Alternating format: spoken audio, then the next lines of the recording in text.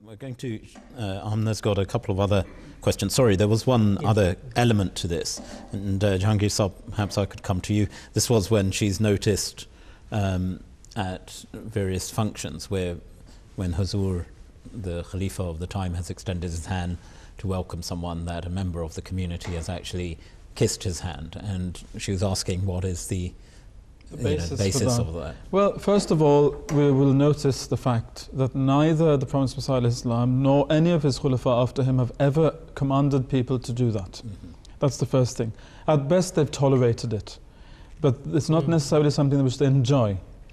Also, what you'll notice is that not any single person on earth has always done it either. When they meet Huzur, sometimes they kiss his hand and sometimes they don't. Any recording of a meeting between Huzur and the masses of people out there who've been shaking hands with everybody will show you that some people just shake hands with him and some people kiss his hand. So it's definitely not something which we preach to Ahmadis that they have to do it, not at all. But we mustn't forget that even at the time of the Prophet Muhammad ﷺ, people used to have this practice as well, not as a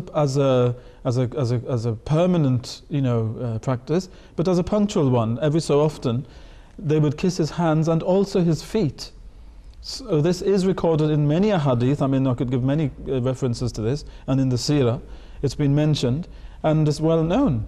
So I don't see why people should take offense if they see this being done in the case of the Khalifa of the time. It's a sign of affection. I mean, you kiss your children's hands, your father's hand, your mother's hand. It's a sign of affection. Love and affection, of devotion as well. But it's not, because the ultimate question behind this is, isn't this a kind of shirk? Isn't it a kind of worshipping something other than Allah, giving a person, a human being, more respect than is due to him? No, it isn't at all. I don't think there's any Ahmadi in the world ever who's thought that I'm worshipping this man now, I'm going to derive all my benefits from this man and not from Allah. Not at all. It's just a mark of respect and love. I mean, different societies have different ways of greeting and showing affection to people that they meet. Some will just shake a hand, some will hug them, some will kiss them on the cheeks, some will rub noses. There's all ways of showing affection, and as you have rightly said, that people will kiss their own children's hands, and grandparents will often be seen to be doing this. Is a mark of respect, love, affection, devotion.